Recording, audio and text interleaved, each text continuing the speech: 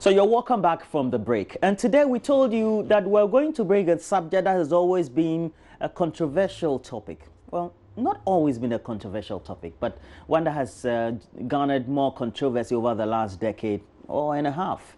It's all the subject of corporal punishment in schools. Well, what would you do?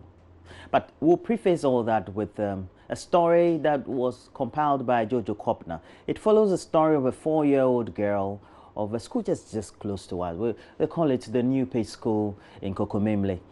And it's about that young girl who is nursing severe wounds after her teacher hit her many times with a cane just because she failed to do her homework all by herself. She had her brother do it for her. The kindergarten 2 girl's father then got angry. Emmanuel Ejekum, who was incensed by the whip marks on his daughter's skin, said he went to school to inquire about what happened, but the unrepentant teacher who had those marks on her, well, would just not repent and then apologize subsequently. So hearing that, he decided to get the help of Solomon Jojo Kopner and JoyNews. So we decided also to put the matter into better perspective. We'll bring you that story. When we come back, we'll have that conversation on corporal punishment. The Webbs left the 4-year-old, whose name I choose not to mention, in tears. Her tears dried, but marks of the Webbs remained hours after she was lashed. The marks could be seen on her long arms and back. The girl's father, Emmanuel Ejekum, is upset. This is not the first time. This is not the first time. How many times? I think this has happened at 3-4 occasions. And today when I saw the girl, in fact, I wasn't happy at all. I wasn't happy. So I asked the girl who beat her, and she mentions Uncle Ralph, that's the teacher. And I went to the school, and the teacher exchanged words with me. What did the teacher say? He says because she doesn't do her homework, or the homework that she do wasn't her handwriting. That the brother do the homework for her. And she asked the little girl, the girl too says, my brother did it for me. And your brother did it for you, you have to beat the girl to this level. She said, wherever I like to take her to, I have to. That's why I came here. In fact, I didn't control my temper. In fact, I didn't control it because it has been happening. Me, when it happens like that, my wife calls me, I should come and look at the girl. But in fact, you know women, the way they talk, I don't give her my. But today, I saw it myself. And I was like, hey, Teacher Nabu, say, can you imagine this? Can you imagine this? He wants the Ghana Education Service to act soon. They have to stop beating the children in school because this girl is just a little girl. 4 years doesn't know anything. When you give her even my first copybook to write, they can't even write. You have to hold her hand. So it's a gradual process. And you cannot tell me that because the brother do the homework for her, you beat her up to this level. That teacher have to be changed from that classroom. Meanwhile, authorities at New Page School in Kokomemle have failed to state their side of the story. They, however, sent a text message to Mr. Ejekum to apologize to him. The Ghana Education Service has banned corporal punishment, but unfortunately, it still happens. Jojo Kopner, JoyNews. Well, we'll be joined by Solomon Jojo Kopner himself, and also we'll have an educationist on stream. But subsequently, when the conversations grow, we will also let you in, and we'll open the phone line subsequently. But we've been joined by Anasewa Bosman. She's a banker, but also a parent. And how relevant to have parents in on the conversation. Good morning to you. Good morning, Roland. Yeah. How did you feel about that story? I didn't like the scars on the girl's body. Yeah, I'm just sad. Maybe you shouldn't have shown it Okay. now. I'm thinking you're coming from a generation where you're used to, or at the time when you were younger, caning was okay. Yeah. Okay. At the time, what was your perspective on it? At the time, surprisingly, even at that time, I resented the teachers who would actually beat me, like spank me with a cane. I didn't understand why they were beating me. I just didn't understand why you would lash me, for what reason. Because if you ask me a question, for example, and I didn't get the answer, it meant I didn't know. So why would you beat me? If you said my parents should sign my homework and they didn't sign it, why are you beating me? Because what my other colleagues did was they learned how to sign their parents' signatures. And the days their parents didn't sign, they signed themselves as young as we were. And so then you are teaching us to cut the corners even before. You mean your school, you were signing signatures off homework and other assignments? Yes, as soon as, yes. So that was to ensure that your parents sat with you to do the homework, and you know our parents were busy. So sometimes even me, I'd forget to say, Mommy, I have homework. So in the car, when I was going home, the taxi driver would be driving and then I'll be scribbling. So when I get to the school, I realize there's no signature. And then my colleagues they are signing. At the time, I'm presuming your school was a private school? Yes, it was. Okay. Did you have friends, maybe in your neighborhood? I don't know where you grew up, but did you have friends in your neighborhood who perhaps were going to public schools? Because I went to a public school and caning was normal. Yeah. So when I speak to my mom, for example, she attended one in Corporal Presby, JHS, in the 1960s. And she tells me of how her dad was the headmaster, and yet nobody was spared. The morning mental, maths mental, would be like they'll be asking you 1 + 1, 2. If you don't know, the cane goes 2 + 2, 3, and it actually kept them on the alert, but for a while. So it's almost like a short-term measure. That was caning was the order of the day, according to her. Everything you did, you'd be caned. Everything you did, you'd be caned. So I think for those experimental schools, they'll hold you, your legs, your hands, and then you'll be lashed. It was the order of the day. Yeah. Now, in having that transition, becoming a parent, and you have how many children? 2. Okay. When you send your child to school and something like this happened to your child, what would be the opinion you first form and what action would you take? Okay, so I found out about the school I wanted to take my kids to. I found out what their objectives were, what they did in like trying to correct them. Is it discipline or is corporal punishment? I realized it wasn't corporal punishment, so I sent them to the school. If I find out that anything else has gone wrong, I won't take it lightly. As in a teacher spanked my child or anything. Because, Roland, I've always merged this with having a visitor. So I got married and I was hoping I'll get a visitor. And that visitor came in the name of that child. And I'd pampered the child as a baby, nurtured him, taking care of him. At that time, when he peed on himself, I won't beat him.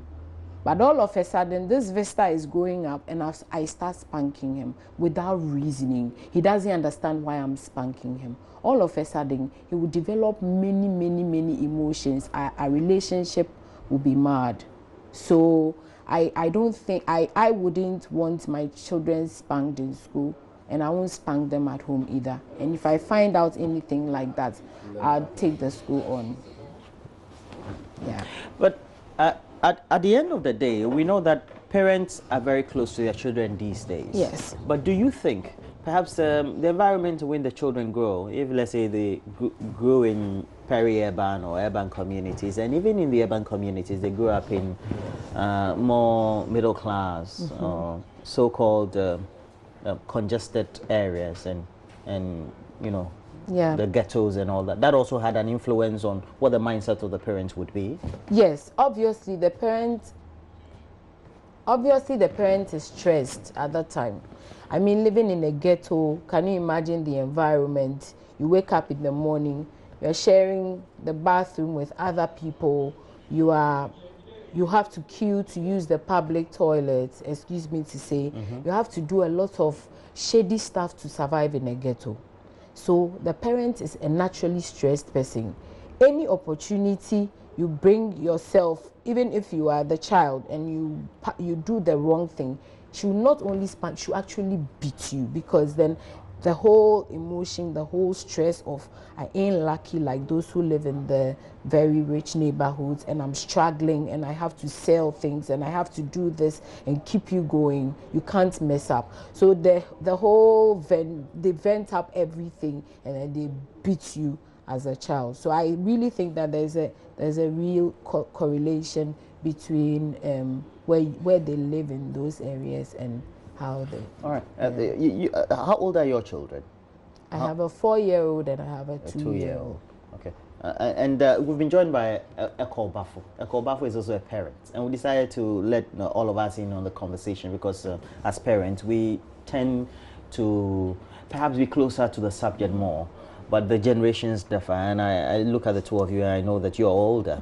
Your children are how many and how old? 16 and 18. 16 and 18, so they are older. And I believe that you also come from a certain generation where being caned even at home or at school was normal. You went to a public school? No. Okay. No. Okay. I'm a product of the university primary school. Okay. And so that's different. the situation was a bit different with us. But you still were caned nonetheless. Come again? You still were caned in your formative years nonetheless. So much. Caning was very predominant. As you grew up, what has been your perspective about caning or corporal punishment, so to speak? Not only maybe at the home, but mainly in school, as a form of exerting some sort of intelligence and some positive attitude from pupils. Wherever I have been, it starts from the home. I've never hit any of my kids. Never. Never? In school, never. Sparring? Never. I was determined to desist from that practice. I've always stood against it in any school that I have been part of the parent-teacher network. I have been very, very loud against any form of corporal punishment. I see. And well, we've been joined on the line by Peter Anti, and Peter Anti is an acting executive director for the Institute for Education Studies. Peter Anti is joining us via Skype. Good morning to you, Peter. Good morning. Good morning. Yeah. Now, based on what your own studies are, or perhaps your own analysis of what happens or pertains in schools across the country, vis-a-vis what the position of the Ghana Education Service is on corporal punishment, what has been the trend, the position of the Education Service, and what the trend is in the schools? All right. Thank you very much. I have to indicate that Ghana signed on to the UN Convention on Rights of the Child, I think around 1990. And then in 1998, we had the Children's Act 560, which all opposed the issue of meting out corporal punishment to students. Now, the idea of the Ghana Education Service was that you need to create a conducive atmosphere devoid of hatred, that panic or fear in the life of the child whilst you are delivering your mandate as a teacher. And that is why corporal punishment, or what sometimes we call physical punishment, was cancelled in our schools. However, over the years, what we have realized, and if you go through the literature and empirical research, you will see that even though this is on paper that teachers are not supposed to melt out this kind of punishment to students, some teachers normally do, and they do that and they work free. And the Ghana Education Service, normally what they would do would be that they would just maybe set up a committee to reprimand the teacher, or the news gets to the media, we talk about it 1 or 2 times, and then it gets off. So the statutes are there. The code of conduct for teachers that came into fruition in 2008 says explicitly that teachers are not supposed to melt out any physical violence to students. But over the years, the teachers continue to do this, and it even states that if a teacher would want to do that, it has to be administered in the presence of the headmaster. But the teachers does that. Our observation is that the code of conduct considers this as a minor offense. And what normally the prescription for minor offenses have been that the teacher is reprimanded or given a few days suspension or asked to change classes, or those kind of minor handling of the issue. And that is why it's persistent in our schools. We think that going forward, the introduction of the licensing of the teachers will be key in solving this particular problem. Why am I saying that?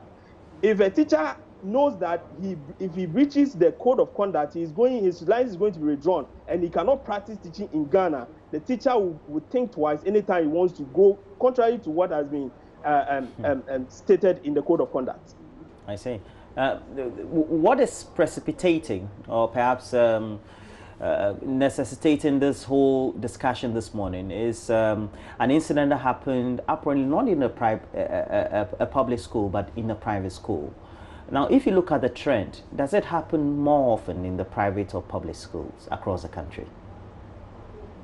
Our research will tell you that in most of the public schools now, especially from the advent of the Teachers Code of Conduct, the issue of corporal punishment has reduced. So it's not that you will not hear of it, but it has reduced as compared to the private schools.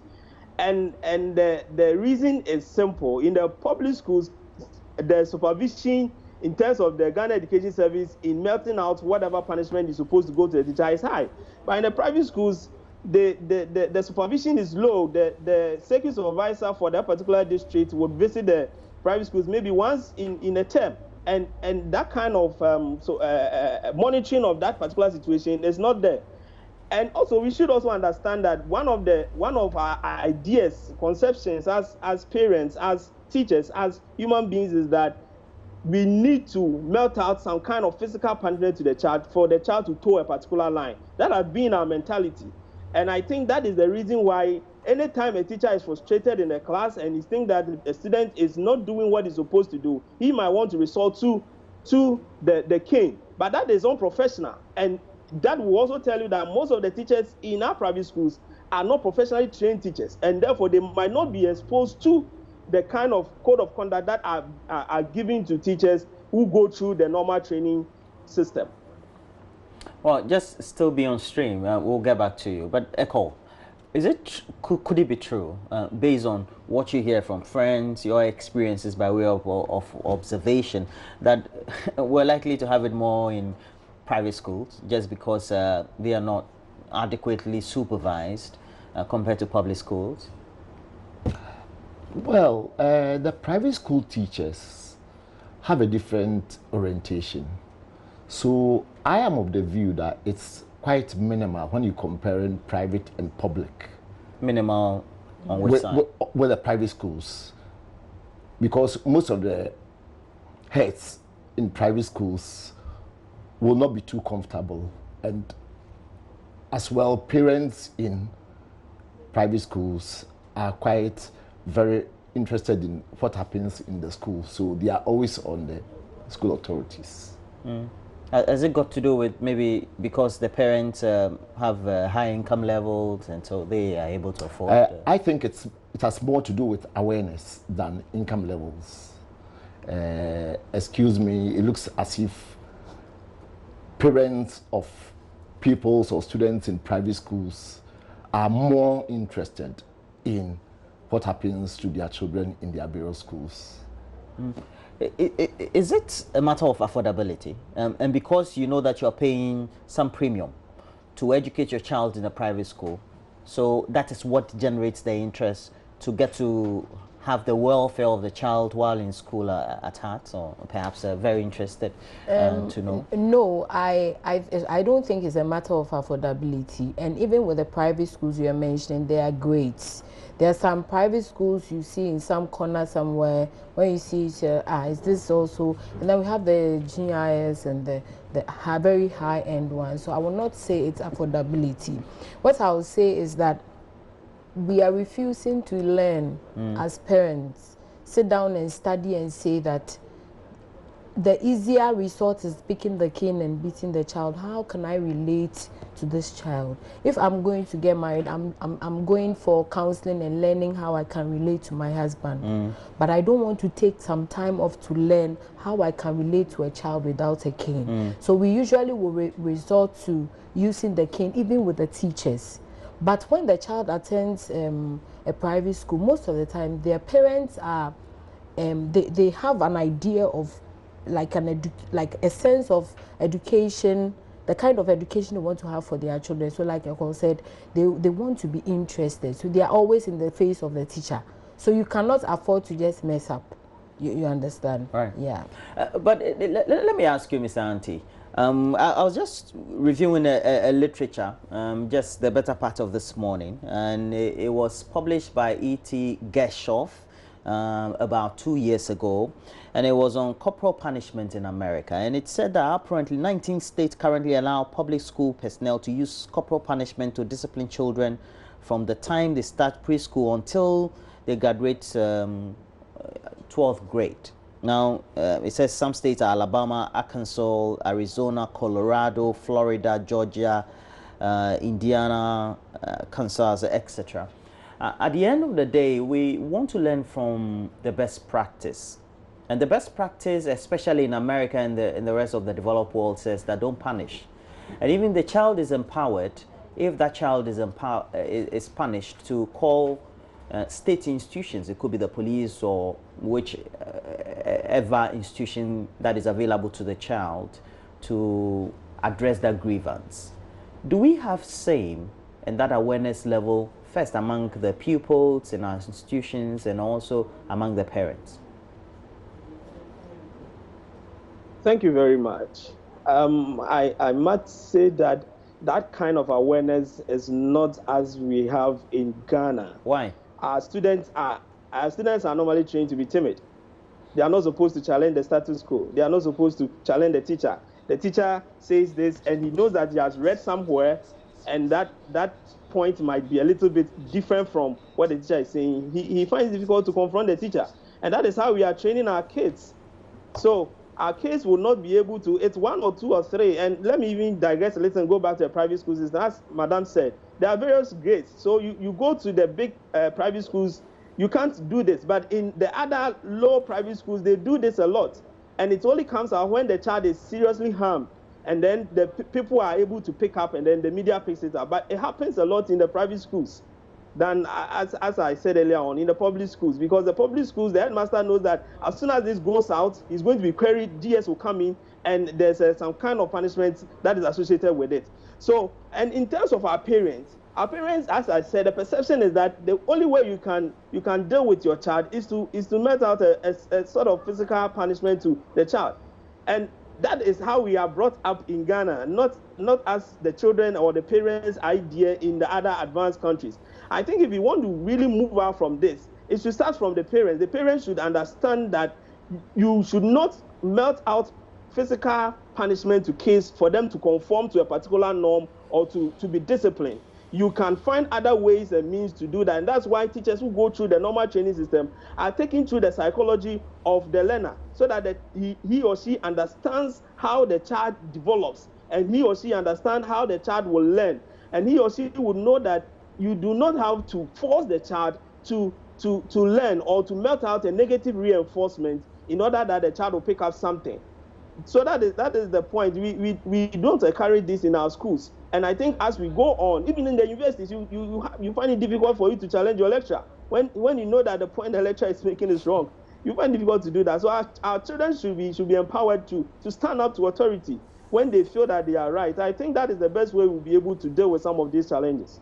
Eko, how do you deal with that subject? How have you dealt with it actually, empowering your children? What were some of the experiences you had to draw from?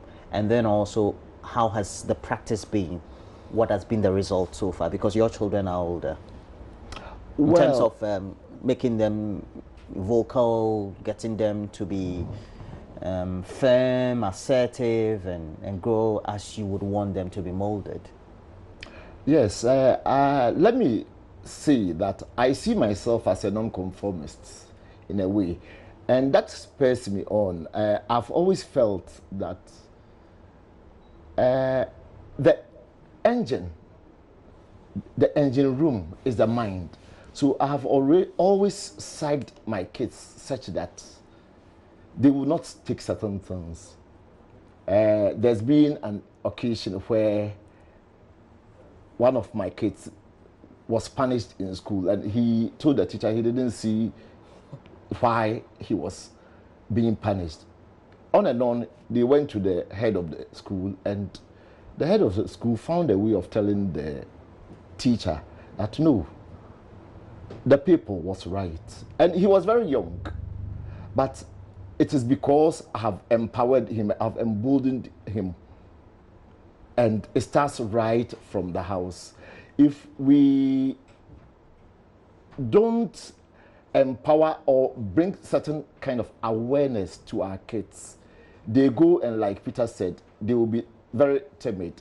They may, let me see, not even know their rights. So they feel, oh, whatever the teacher or school authorities say, they should just be okay with it. But I think that if all parents or most parents come to this kind of awareness, we will see a different scenario. And as a younger parent then, how do you also draw from the experiences, and what are you using currently? What are some of the cues, for example? Okay, so I just find out what their favorite things are.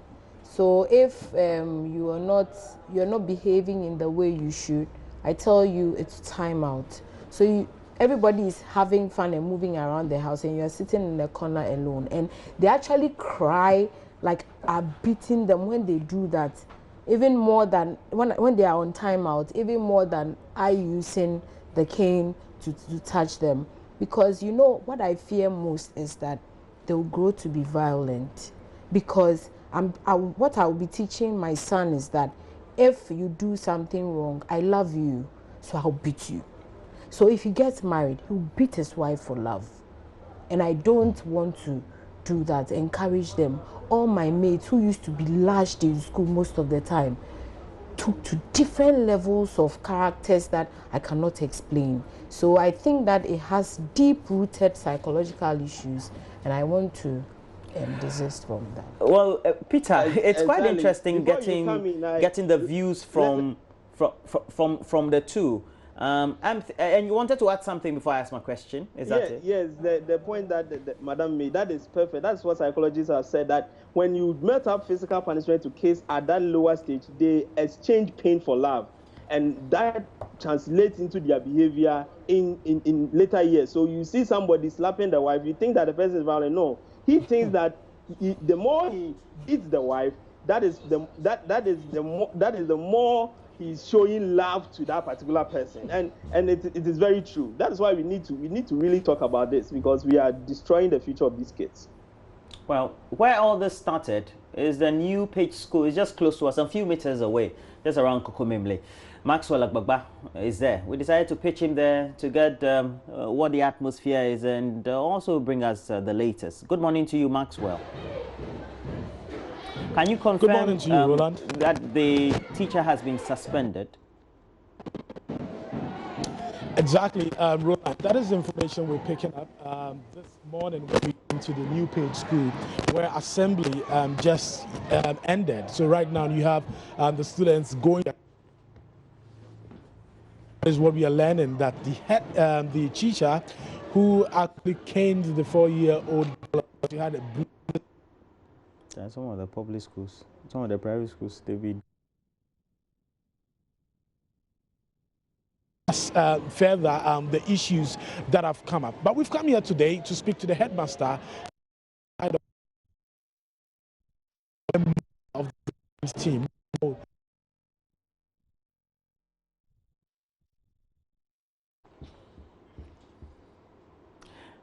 I tell you what, this is what we'll do. We'll get Maxwell back on stream. Do not worry. Technology sometimes happens. And Peter, I wanted to add or ask you, if you look at or you listen to the views of both Eko and Anasewa, you get to find that there's that ability to be able to say that I want to train my child in a certain way, and that emboldens the child. But we also live in a society where the confident one is said to be the too known one. That also ultimately leads to some stigma and the way sometimes they have to group together as friends, etc. How is that phenomenon across Ghana in terms of the locations, whether it's peri-urban or urban or etc.? One thing that we all know, that socialization actually starts in the home. But nowadays, urbanization and what we might call development have made it that socialization starts in the school, because as early as 8 months, kids are taken to schools. So parents nowadays have less influence on their kids, unlike previously where you stay with the child till maybe when he's 6 years before you take him to school. I'm not saying taking the child to school early is bad. No, I'm not saying that. But now parents have lost that particular touch of socializing their kids right from infancy, and it is left in the hands of the teacher. So the teacher who is not professional, who does not understand the psychology of the child, would always have a negative influence on the development of the child. That needs to be said. And that cuts across both urban and then rural areas. The difference is that in the urban areas, the teachers are more as compared to the rural areas. In the rural areas, because of the level of illiteracy and disparities in terms of development and exposure, the students and the teachers in these areas, and even the parents in these areas, might not be more exposed in terms of development and these empowerment things as compared to those in the urban centers. Although it happens also in the urban centers, because there are parents in the urban centers who are also not exposed as those in the rural areas. But those in the rural areas are likely to experience these kind of challenges as compared to those in the urban centers. But I still need to make that point strong, that we would need to go back to the practice where parents had time for their kids and are able to help in the development of their kids to a certain level before they hand that particular responsibility to the teacher or even to a housemaid. I know it's difficult to try to make ends meet. I know you, for example, you have to get to work around, you have to leave the house around 4 and all those things. But in doing that, you are destroying the future of a kid who is in the house, who has no he is not responsible for what you are going through. You brought him and you are supposed to take care of him. So please, let's take this into consideration, parents, and let's make sure that we make time for our kids. You're not afraid of stigma? Let's say maybe in their circles of friendship, they're likely to be told that, well, you feel you're too known or you know everything. It's okay, that's fine. I'm not afraid of stigma, and I actually admire kids who do that, who speak their mind and in a very respectful manner. So my 4-year-old actually tells me the things she wants and the things she does not want, and corrects me when I have corrected her before, and she finds me doing the same things I asked her not to. So for example, in the morning, if before I brush my teeth, I put something to eat, Mommy, you didn't brush your teeth. And I find that very fulfilling, like, oh, I taught you and you are teaching me back. So, so I mean, I think we'll get there. But to Peter's point, career and having time for our children is a whole subject on its own. My daughter went to school at 6 months, but I try so hard that the little moments we spend together, I am actually trying to, and then I also told you that I needed to find what the school believed in before I took her. Well, let's go back to Maxwell. Maxwell is back on stream. Maxwell. Yeah. So we want to know exactly what happened. You are the headmaster for the New Page School. Tell us what happened that day. Okay. So reconstruct New Page, we have 3 branches. This is the main school. We have 1 branch here which for the nursery kids. Yeah. Sorry, but we want to just go straight to the issue. What exactly happened? Here, it's not here. It happened at the branch of the school. Okay. So we've closed on Wednesday. Went home. The next when I came to school, just we told this happened. This what happened at the crèche. So not long after the child's father came with the child to the school. So we sat down and we talked and showed me what has happened. So I made an apology to him for wrong to me and the check concern. that under 6 years, you're not supposed to use cane on the kids. Wait, for children under 6 years? Yes, you're not supposed children under 6 years, you're not supposed to use canes. Well, what about those above 6 years?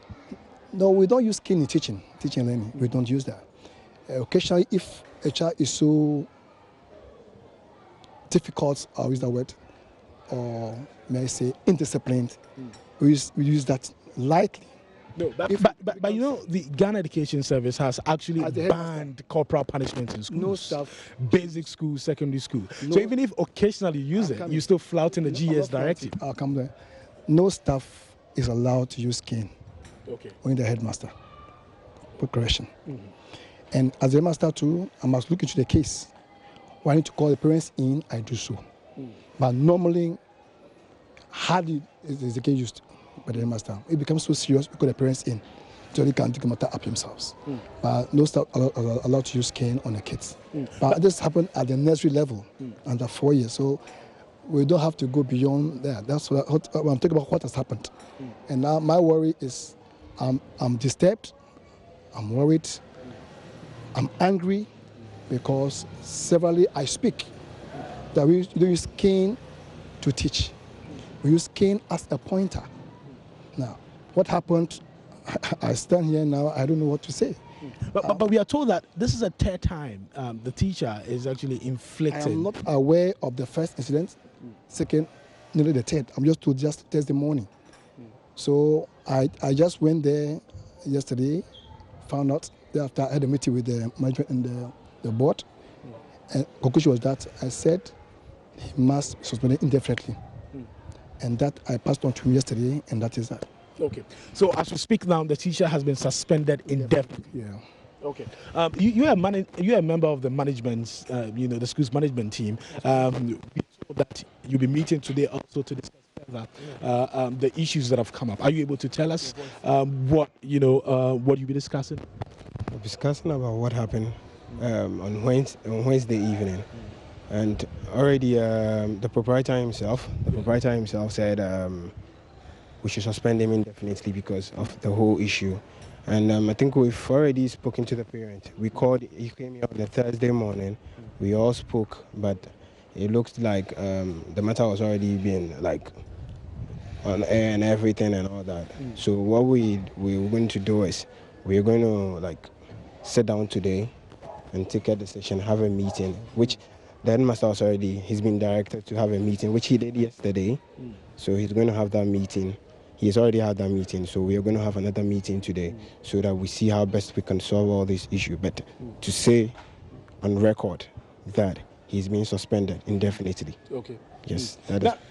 We are learning that the proprietor of the school rarely comes here, but you can see behind me, he's actually inside the vehicle behind me, and we're told that he's here because of what happened. But headmaster, I want to find out, would the school or would the school's management have attached seriousness or even suspended the teacher if this issue had not come up in the media? Question again? Yeah, I mean, I'm thinking that teacher indefinitely if this issue had not come up in the media, if the father of the child had not spoken to the media about what happened to her daughter. Oh, I would, if I was informed of what transpired, but the parents go to the media, I would take my decision.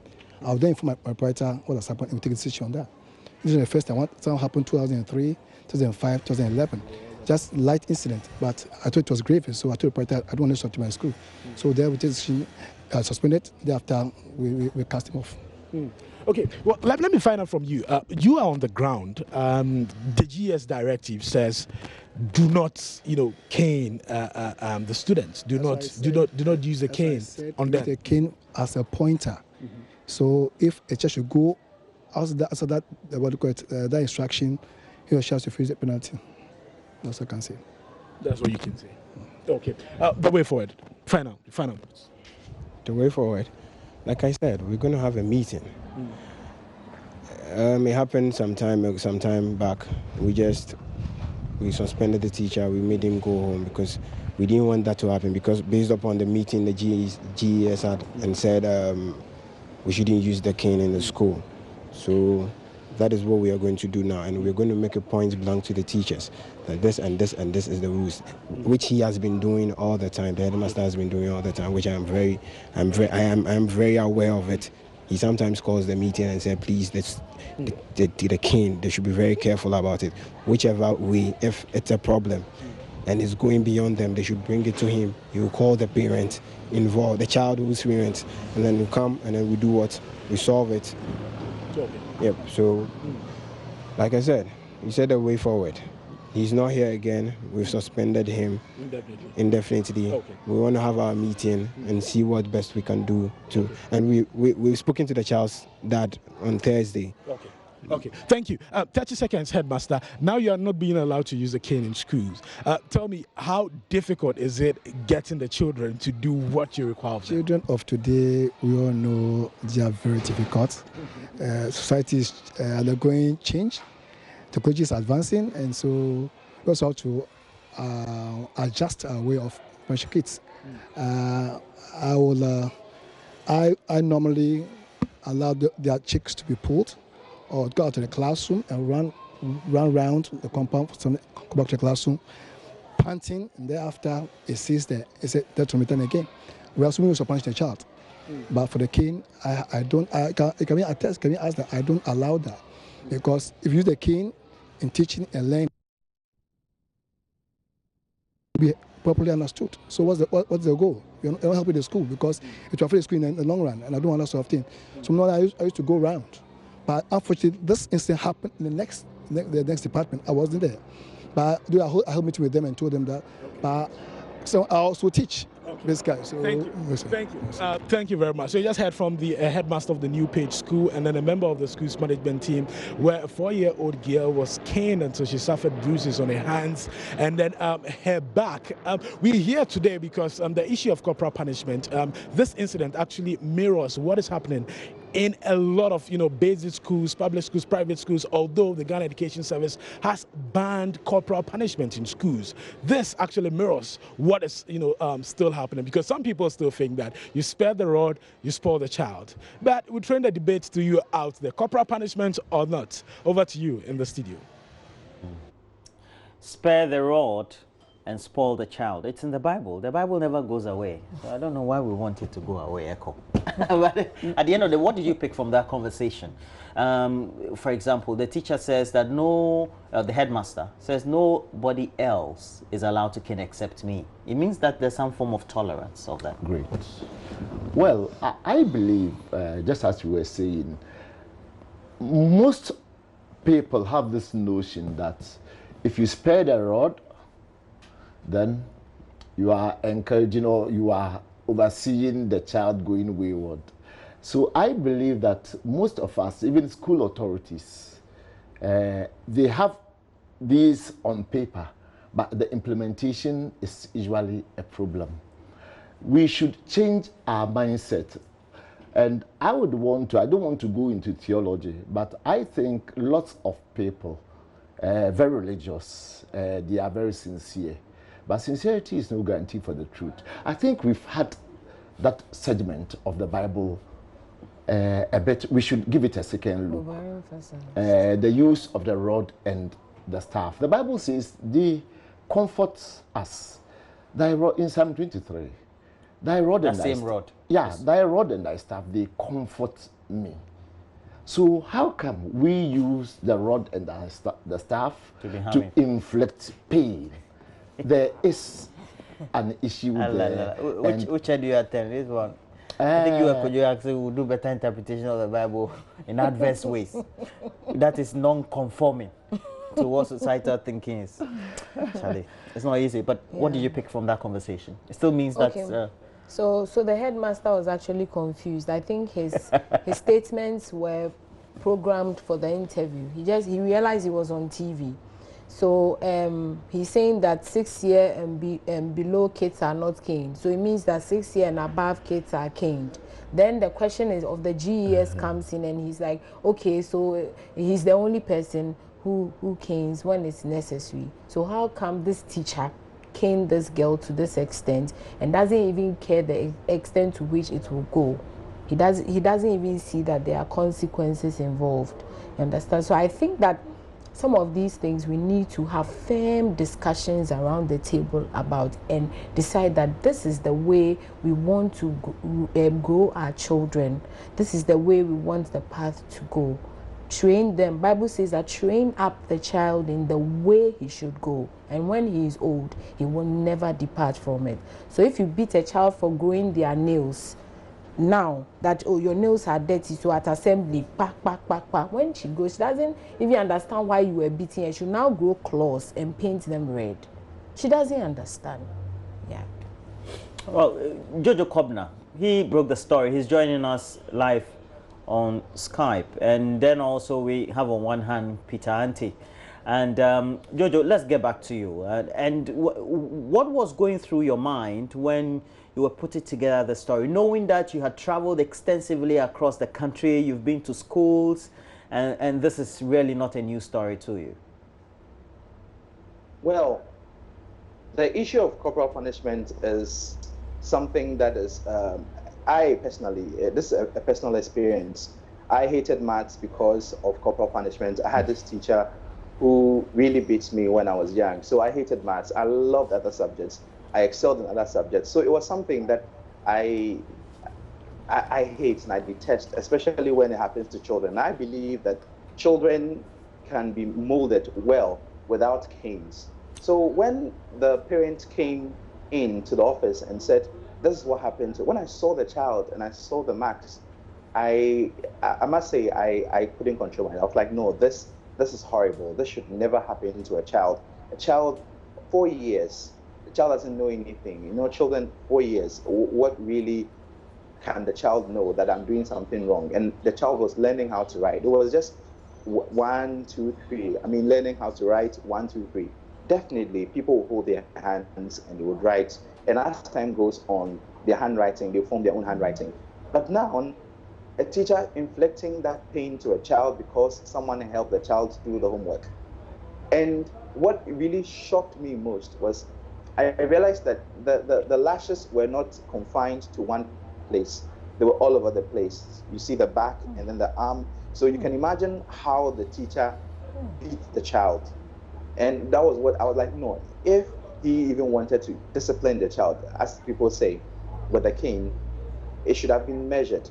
But you see the back, and then you see the arm, and it showed that the child really suffered the cane from the caning.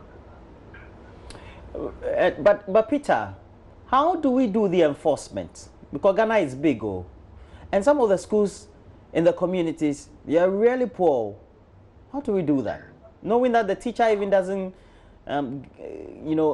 get or is not due the salary that he's supposed to get, and sometimes also doesn't have the best of conditions to teach, doesn't have the best of facilities, and all that frustration comes in, and you are saying that you want to enforce a regulation? I think dealing with this would be multifaceted, but I will look at it one from the point of view of the parents. Parents should be educated enough. Public education should continue. The NCC should continue to educate the public about the inappropriateness of melting out physical punishment. I don't call it corporal punishment, but I call it physical punishment to kids and then to students. But the chunk of this will still lie with the Ghana Education Service and Ministry of Education.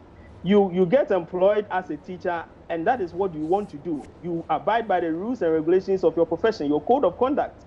And your code of conduct says that you are not supposed to melt out physical punishment to a child, especially in a classroom situation, because the child is there to learn. The very moment you introduce the cane, you restrict the child, his creativity and everything. The child crawls into his shelf and is not able to perform as he's supposed to do. So the Ministry of Education, Ghana Education Service, should start melting out serious punishment to teachers who violate or go straight from this particular regulation. I think that if this licensing regime is working, I keep going on there, because when a lawyer goes contrary to his code of conduct, the Ghana Legal Council meets him, they go through processes, and his license is withdrawn or he's suspended. But in the teaching profession, anybody does anything, now you hear of a lot of these issues of sexual harassment going on, and the only thing that happens to the teacher is that he's either transferred or maybe asked to to go on a suspension for about 1 or 2 weeks, and he comes back. And that should not happen to our profession, because the teacher's work is very dear to the development of the child. So a teacher who goes contrary to the code of conduct should be meted out a serious punishment, his license withdrawn. If possible, he can trace it to his training and then his certificate as a professional teacher withdrawn, so that he cannot practice this anywhere in the country. And that will serve as a serious deterrent to every teacher who wants to do this contrary to what his profession says. It means that for private schools, what happens? Because they may not necessarily be part of the licensure, are they? They are supposed to go through the system, but for now, if they are still not part, then it means that if this comes to our notice, then the Ghana Education Service should clamp down on that particular school and make sure that either the school is closed down or something serious is done to the proprietor or the proprietors of the school. We need to melt our serious punishment to offenders of our code of conduct and our regulations, so that people will be deterred from doing it. Because if Kwesi does it and he's going scot-free, Kwame will also do it, and we'll continue to talk about this every day. Well, Peter Ante, thanks for joining us. And we've had a great conversation. And Solomon Jojo Kobna, you too, thank you for the conversation. But that'll be it for the morning. And thanks for your assistance so far. And I wish you all the best with the children that you have. And I hope that they grow up to become responsible adults, as you've always envisioned. Well, we have had in the studio Nana Sewa Bosman, a parent, and a Corporal. Corporal has helped us with some great insight as to how we all can